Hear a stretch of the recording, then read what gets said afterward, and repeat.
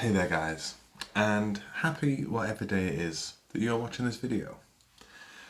So we're going to do things a little bit differently today, and although I have a coffee, I'm actually not going to talk about coffee today. In fact, what I'm going to do is, well, tell you a little bit about myself, and then I'm going to tell you about 3 books that I think are perfect for anyone who is already in the industry or people who want to get into the industry or who have just started in and would like to know more about coffee. So try and keep it short and sweet and not rabbit on too much.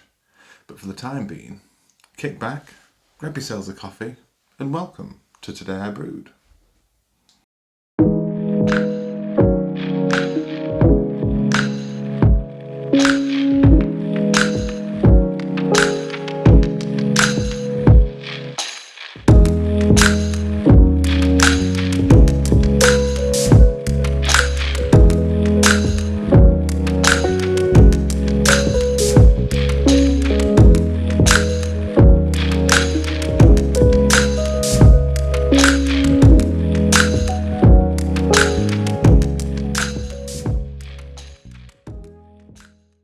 So, before I start talking about myself and some books, why don't we start pouring the coffee? Recently bought myself this lovely scents glass, and I got it from Mo's Coffee Shop in Sheffield. If you've not been, definitely recommend going. So, I've been a barista since about 2007, which I think this year makes it my 16th year in the industry.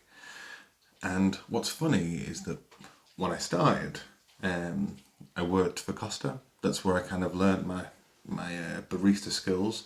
So I've always kind of had a soft spot for going into Costa's when I'm not too sure where to go in a new city. And I think at the time, in wanting to learn more about coffee, it was quite difficult. YouTube wasn't such a big thing in 2007, so it was a bit harder to find information on coffee, let alone useful information on coffee, aside from scouring through forums of homebarista.com, which is a great website if you want to talk about coffee with like-minded people.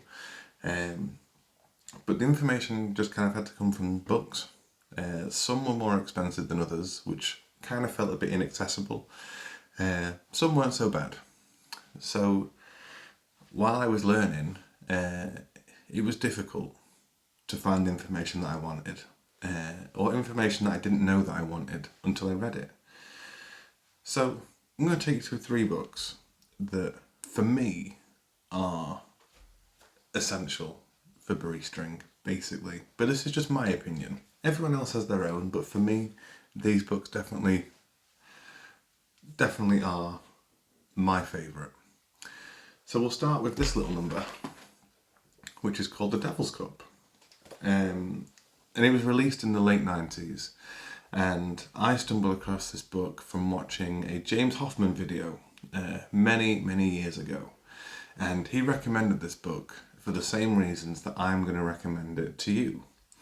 And essentially, this book is a history on coffee, and about its origins and about how it spread around the world. And it has some of my favourite stories about coffee in it as well. But the best part about the book is that it's fun. And I can't emphasise that enough. The book is hilarious. There's some great stories about the guy who wrote it and his travels learning about coffee. There's some really interesting anecdotes, some little tidbits of information that have never actually left me since I read it about 15 years ago, I think. But I think the reason I like this book so much is because I often find coffee books to be quite hard to read. There's a lot of information, sometimes a lot of maths, a lot of science, and they can be quite tedious to get through, no matter how interesting somebody makes it on YouTube when they're talking about books. But this one doesn't have that.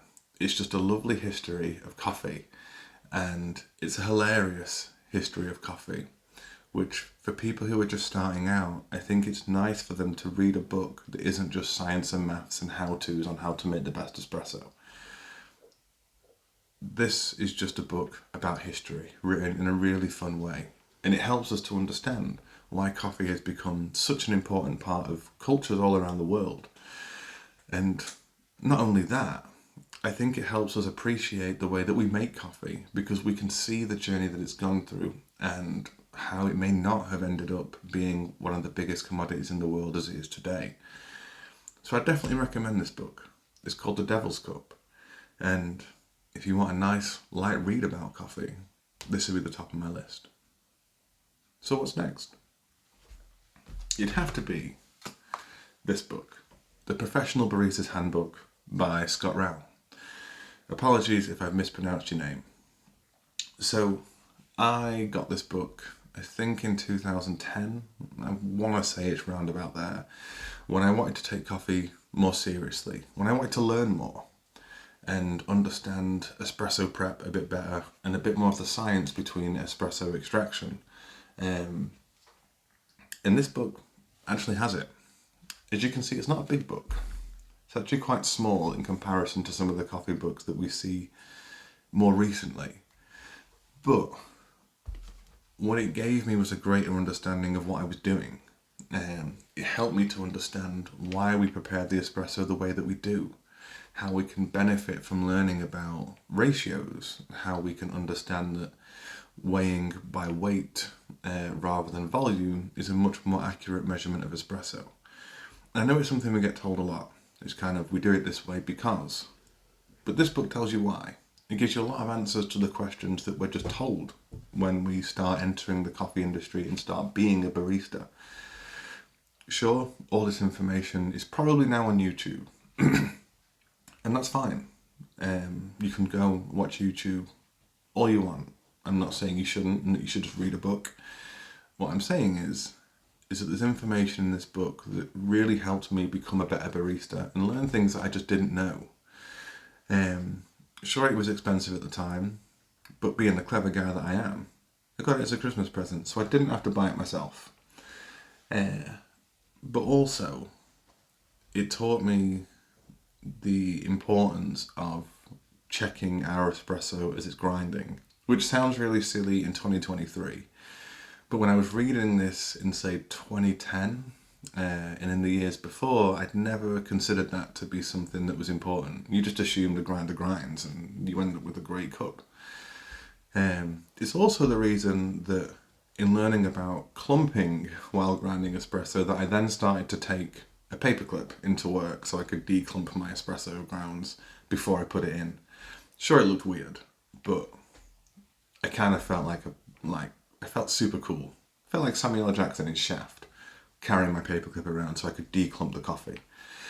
But it was a great book for me in the early stages of my barista career to help me understand coffee a bit better and to dive further into the knowledge that I didn't think I had before, and I hadn't yet met anybody who was going to teach me that.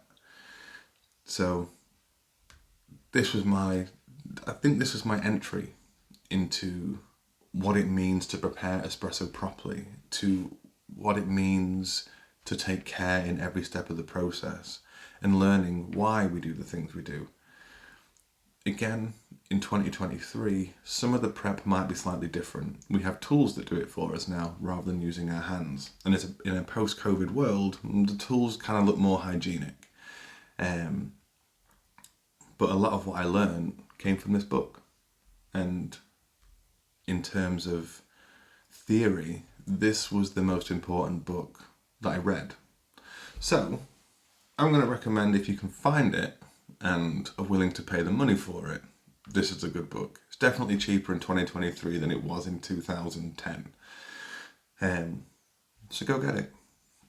And lastly, we have this book, written by the main man himself, James Hoffmann, and it's called How to Make the Best Coffee at Home. Granted, this book came out last year, I think, mid last year, or the year before. Either way, it's very recent. So I didn't have it at the start of my barista career, but I'm glad that I've picked it up in hopefully what is not the end of my barista career. But the thing I've always liked about Hoffman's writing is that it's very concise. Sure, there's a lot of information there, but it's digestible. It's not heavy, or at least it's not too theory heavy. And the book literally is what it's telling you to do, how to make the best coffee at home.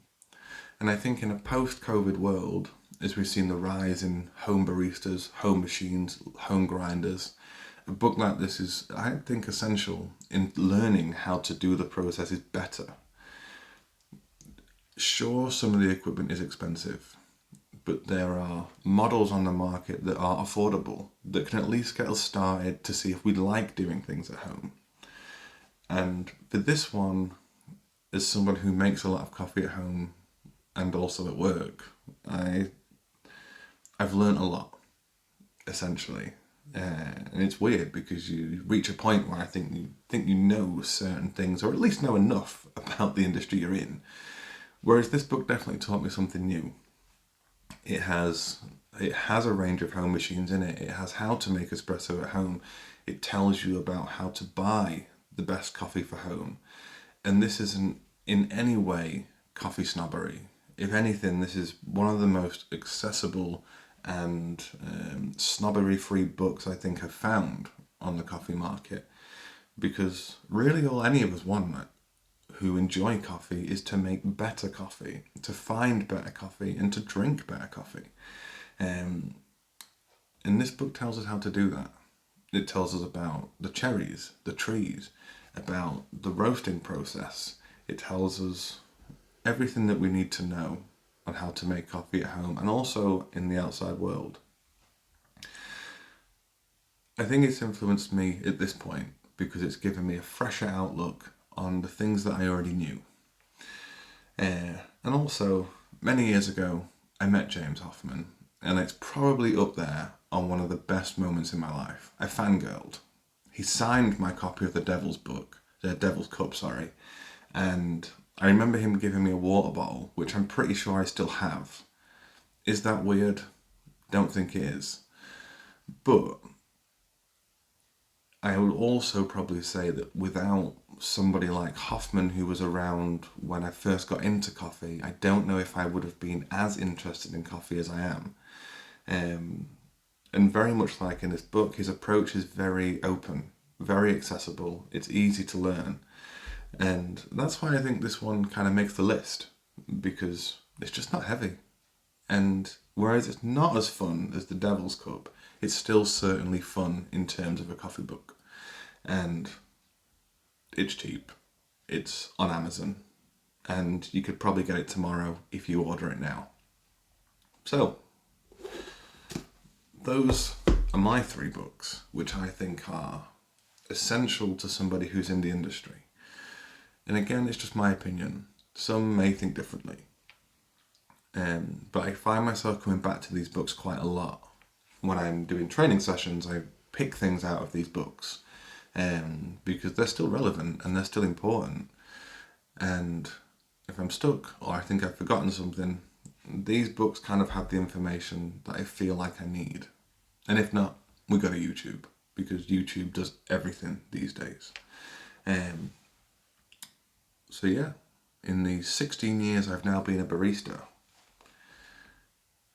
these books still make the chops, and I would like to think they still make me a better barista. Hopefully I've not peaked. But there you go. So, what books do you like to read? What are your thoughts on the books that I've chosen, if you've read them? And if not, see if you can find them, see if you can enjoy them, and see if I'm talking sense or just sounding like crazy old Maurice from Beauty and the Beast. So take it easy, guys. Get yourself a nice coffee, and thank you for joining me in Today I Brewed.